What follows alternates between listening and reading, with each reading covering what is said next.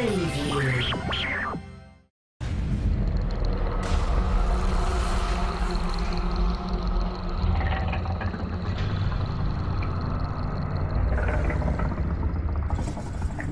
My name's Cliff Blazinski. I'm the design director at Epic Games, and I'm currently working on Gears of War 2.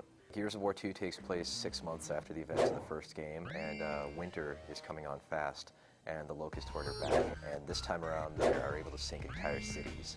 Humanity has fled to this location called Jacinto, and all of the cities that are next to it are sinking, and if the trend continues, Jacinto itself will fall. And now what humanity needs to do is essentially strike back against the Locust, go underground into their home world, and find and eradicate them once and for all. So it's a very, very dark story, but it's also very personal, because it's also about Dominic Santiago and his search for his wife. He's getting very, very frustrated with his search for her. Delta Squad, of course, is back. We have Marcus, Dom, Cole, and Baird. Carmine is back. We're not really saying how Carmine is back, but he's everybody's favorite green soldier. Of course, Hoffman and Anya are back, Anya being, of course, your dispatch. But we also have Chairman Prescott, who's the main leader behind the Coalition of Ordered Governments. And we also have Dizzy, who's the driver of the truck, cowboy hat and all. He's got a lot of character. And then Ty Caliso, who is essentially kind of a Pacific Islander type spiritual warrior who is incredibly tough. And he's a very deep, kind of interesting and unique soldier. So today we're having a big hands-on session with the press, and they're able to play a lot of the competitive multiplayer. So they're playing Wingman, which is essentially 5 teams of 2 players. It's almost kind of like a free-for-all in the Gears universe meets cooperative, also with the last man standing twist. We also have Submission, which was formerly codenamed Meat Flag, in which players have to take a stranded, knock them down, and take them to a predetermined location on the map in order to win. And then we have Guardian, which is essentially Assassination 2.0, in which each team has a leader, and that leader basically provides respawns for the team that he defends, and once the leader's gone, no more reinforcements. Those are the modes we're showing off, and the journalists really seem to be enjoying curb stomping and taking each other out. So the first and most important tweak that we've implemented in multiplayer is this idea of stopping power, whereas players get shot with bullets and they will physically slow down now. And this is going to greatly reduce the amount of players doing the magical shotgun roll and jib enemies online that has become ever so popular in the first Gears.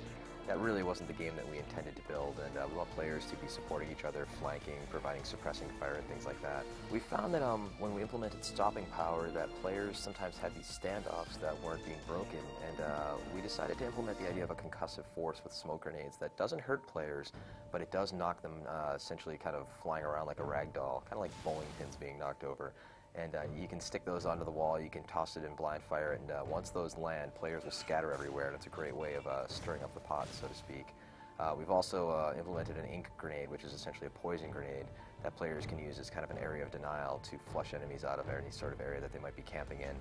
We have piles of new weapons, and we've tweaked the heck out of the cover system. The first Gears, the game was about 85% where it needed to be as far as the responsiveness of cover, and we were going to be as close to 100% in Gears 2 as possible, and really make what I believe is the definitive combat cover system for the industry.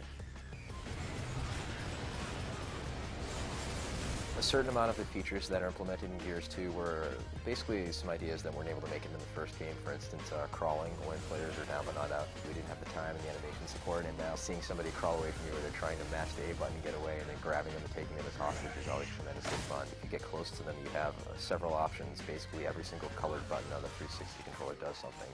The A button will essentially take that enemy as cover, take them as a human shield. The X button will do a curb stomp, and this time around you flip them over and actually step on their face, which is very gruesome. The B button will do a quick custom animation, which is a big melee bomb to finish them off.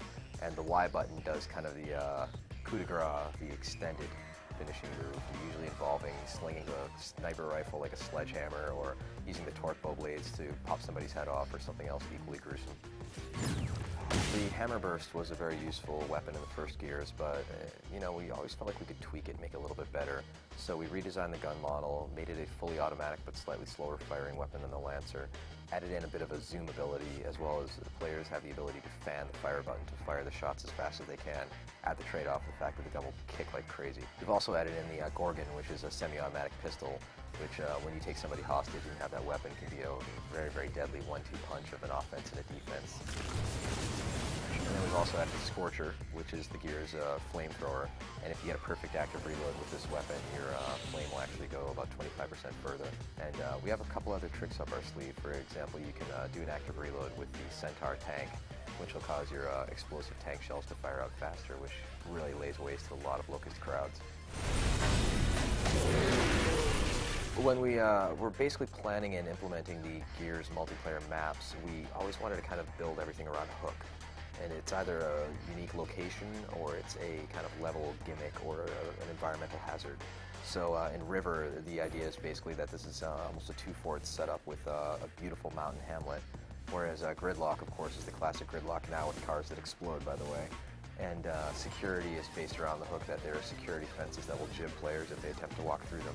We also have a very, very cool and easy-to-use party system that allows players to essentially buddy up in a group and then find another group to fight against and essentially stay online together before the match, during the match, and after the match.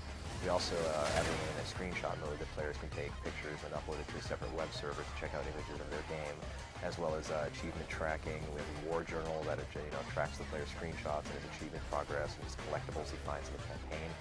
And basically just adding in a ton of extended multiplayer functionality so the players can be playing the game for weeks and months to come after it ships. Gears of War 2 will be coming out this November exclusively on Xbox 360, and we look forward to gamers checking it out.